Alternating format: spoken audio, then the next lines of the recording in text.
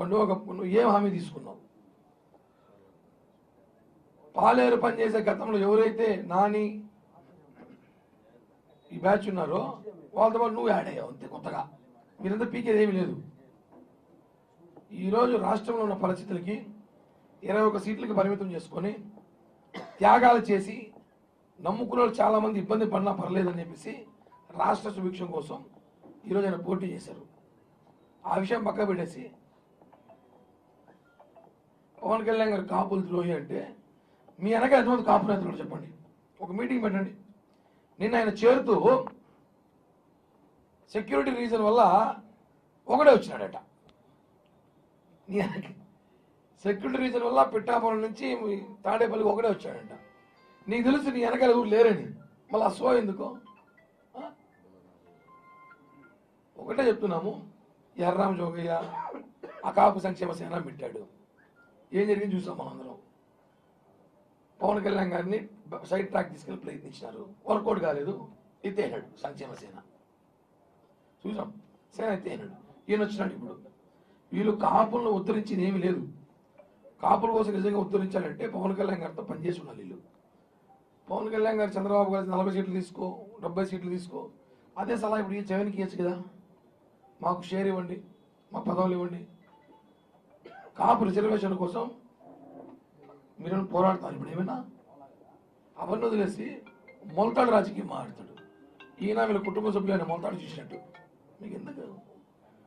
నీకు మొలతాడు, నీ కొడుకు మొలతాడు ఉంటే ఓ పార్టీ పెట్టు, కాపులంతా నీ పక్కన చేర్చుకో. లేదా కాపుల కోసం ఉద్యమం ఇప్పుడు చూద్దాం. ఆ రోజు జగన్మోహన్ రెడ్డి పంపించిన అన్ని కులాలు మనుషులు అక్కడ పెట్టుకొని నువ్వు కాపుల ఉద్యమం చెప్పి ప్రజల్ని మోసం చేస్తావు. నా కుటుంబం నాశనం చేసి చంద్రబాబు అన్నావు. జగన్మోహన్ రెడ్డి అన్ని కుటుంబాలు నాశనం ఈరోజు. ఇవన్నీ మాట్లాడాలి.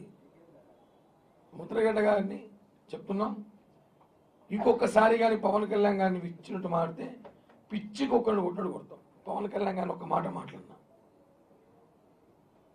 ఎందుకంటే ఈరోజు రాష్ట్రాల పరిస్థితి చూస్తున్నాం. కాపులు ఎవరు అయిపోయినారు, బీసీలు ఎవరు అయిపోయినారు అందరూ తెలుసు. మేము ఇంకా హద్దు దాటి మాట్లాడగలం, కొన్ని విషయాలు కూడా మాట్లాడగలం. అవి మాట్లాడగలం బాగోదని చెప్పి ఒకటే హెచ్చరిస్తున్నాం.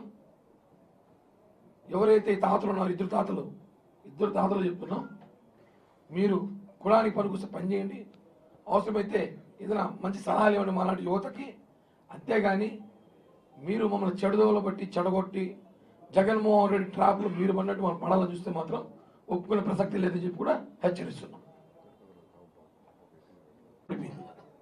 రాష్ట్రంలో కాపులు మూడబడిపోయినాయి, కాపులు రావాల్సిన రిజర్వేషన్ మూడబడిపోయినాయి. ఇవన్నీ అడుగయ్యా నువ్వు.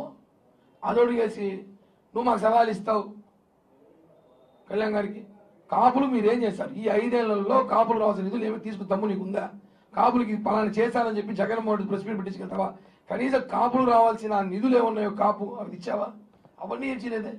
ఉచిత సలహాలు ఇస్తావు. కాపుల ద్రోహి నువ్వు.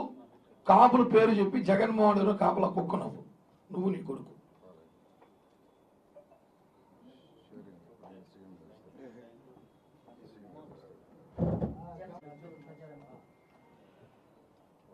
అభ్యర్థి గారు వచ్చారు, 2-3 రోజులు అయింది.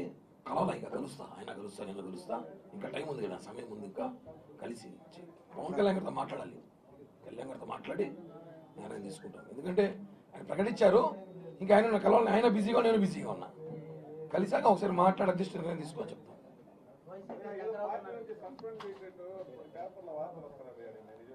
సాక్షి పేపర్లు ఉంటాయి, వాళ్ళకి సంబంధించి పేపర్లు ఉంటాయి. సస్పెండ్ చేసి వాళ్ళు ఊరికి రెచ్చగొడతారు. సస్పెండ్ చేయాలని కోరిక ఉందేమో చాలా మందికి. ఎందుకు చేస్తాను? ఏం సస్పెండ్ చేయడం ఏమిది? నేనే దేశద్రోహం కార్యక్రమాలు చేస్తాను ఏమే లేదు కదా. సస్పెండ్ అనేది ఏదో ఆ పేపర్ పేరు కూడా పొద్దున చూసాను నేను కూడా.